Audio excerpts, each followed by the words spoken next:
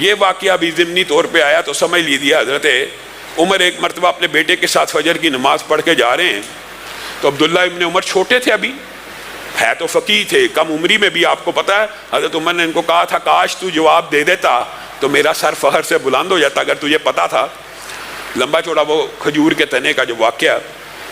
تو یہ ابھی کم عمری میں حضرت عمر ان کو اپنے ساتھ نماز پڑھنے لایا کرتے تھے۔ نماز پڑھ کے جا رہے ہیں تو کہنے لگے بابا الحمدللہ دیکھیں ہم نے نماز پڑھی ہے مسجد میں، فلاں بھی نہیں آیا، فلاں بھی نہیں آیا، فلاں بھی نماز میں حاضر نہیں، فلاں بھی، مفہوم یہ ہے۔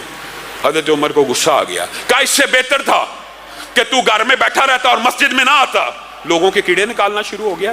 ان کے لیے دعا کر، ان کے لیے ہدایت کی۔ مراد یہ ہے کہ اگر کسی کو توبہ کی طرف مائل بھی کرنا ہے تو اس کو لعنت ملامت کرنے کی بجائے اس کو اللہ کے عذابوں سے ڈرا کر اللہ کی رحمت کی طرف متوجہ کیا جائے۔ اور پھر ایک بات جو آج کے حالات کے اوپر بڑی زیادہ منطبق ہے، لوگ وظائف پوچھتے ہیں، انشاءاللہ ذکر کے باب میں وظائف بھی آپ کے سامنے رکھیں گے، لیکن وظائف پوچھتے ہیں جی مشکل آ گئی ہے، مصیبت آ گئی ہے، غم کا شکار ہیں، پریشانی کا شکار ہیں۔ آج کل یہی سوال ہے نا، اولاد نہیں ہے، مال کی قلت ہے، کھیتی باڑی نہیں چل رہی، یعنی کاروبار نہیں چل رہا۔ بنیادی طور پر یہ ساری کی ساری جتنی معاشرے کی بیماریاں ہیں وہ ایک توبہ اور استغفار کے وظیفے کے اندر پوشیدہ ہے۔ اور یہ بات قرآن کی آیت سے بھی ثابت ہے، فَقُلْتُ اسْتَغْفِرُوا رَبَّكُمْ إِنَّهُ كَانَ غَفَّارًا يُرْسِلِ السَّمَاءَ عَلَيْكُمْ مِدْرَارًا وَيُمْدِدْكُمْ بِأَمْوَالٍ وَبَنِينَ وَيَجْعَلْ لَكُمْ جَنَّاتٍ وَيَجْعَلْ لَكُمْ أَنْهَارًا۔ چھ کی چھ علاج اس آیت مبارکہ میں اللہ رب العزت نے بیان کر دیے۔ پہلا علاج انہو کان غفارا، مراد یہ توبہ لے کے آؤ، سارے گناہ معاف۔ سارے گناہ جب معاف ہو جائیں گے تو پھر اللہ تعالیٰ آسمان سے بارشوں کو بھی نازل کرے گا، بیٹے بھی دے گا، مال بھی دے گا، گھر بھی بنائے گا، اس میں باغات بھی بنائے گا، اس میں نہریں بھی روا ہو جائیں گی، رزق حلال بھی فراہ مل جائے گا۔ حسن بصری کے پاس ایک بندہ آ گیا، آ کے کہنے لگا اولاد کوئی نہیں ہے۔ حسن بصری نے کہا استغفر اللہ پڑھا کر، استغفار کیا کر، اللہ سے توبہ کیا کر، اللہ سے معافی مانگا کر۔ دوسرا آ گیا رزق نہیں ہے، حسن بصری نے کہا استغفار کیا کر۔ تیسرا آ گیا کھیتیوں میں بارش نہیں ہوتی، کھیتیاں بارش نہیں برساتی، اس کو بھی یہی کہا۔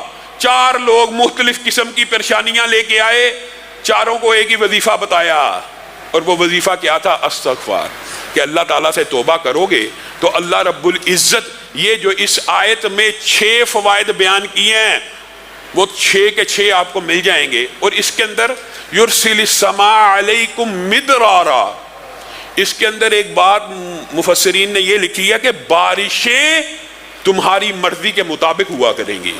تمہاری مرضی کے مطابق؟ ہاں، استغفر اللہ کرو، جب کھیتیوں کو بارشوں کی ضرورت ہوگی بارش ہو جایا کرے گی۔ استغفار کرو، وما کان اللہ معذبہم وہم یستغفرون، حتیٰ کہ حضرت علی نے یہاں پہ ایک بڑا عجیب نکتہ بیان کیا کہ 2 چیزیں ہیں جو امت مسلمہ کو عذاب سے بچاتی ہیں، ایک کو اللہ نے اٹھا لیا، اور وہ کون ہے؟ حضرت محمد رسول اللہ۔ جب تک وہ تھے امت محمدیہ پہ عذاب نہیں تھا آ سکتا۔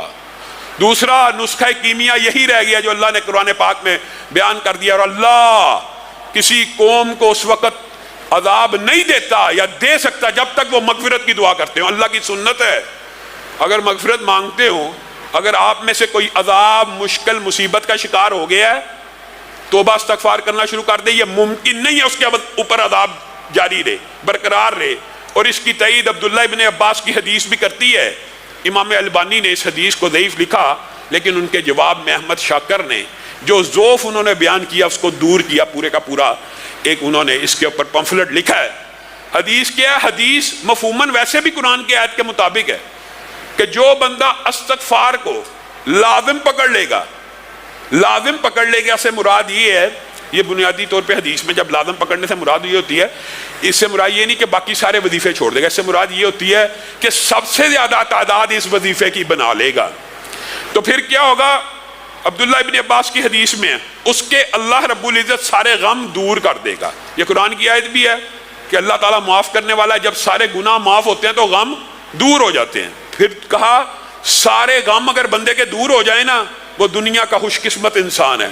پھر دوسری بات اس حدیث میں اس کی ساری مشکلات ختم کر دے گا. کیا چاہیے اور؟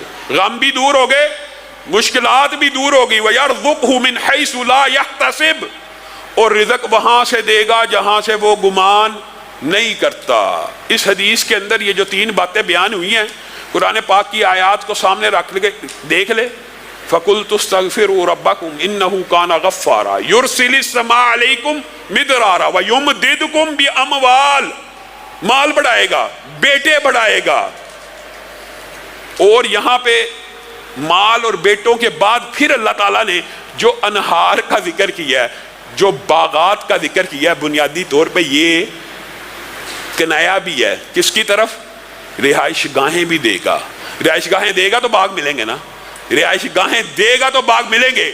اور پھر صرف رہائش گاہیں اور باغ نہیں ملیں گے، اللہ تعالیٰ ان کو ڈیکوریٹ بھی ایسے کرے گا کہ ان کے اندر چشمے بہتے ہوں گے. مراد یہ جو لگژری لائف اگر تم دنیا میں بھی گزارنا چاہتے ہو تو آؤ توبہ کرو، استغفار کو لازم پکڑو. اللہ تعالیٰ یہ تمہاری ساری جمی خواہشات کو اسی دنیا میں پورا کر کے تمہاری آنکھوں کے سامنے دکھا دے گا. پھر بھی میں اور آپ اگر استغفار کی طرف نہیں آتے تو ہم مجرم ہیں. رسول اللہ صلی اللہ علیہ وسلم ایک نشست میں 70 مرتبہ استغفار کر لیا کرتے تھے. آپ رسول اللہ صلی اللہ علیہ وسلم کو کیا ضرورت تھی استغفار کی؟ آپ اپنے درجات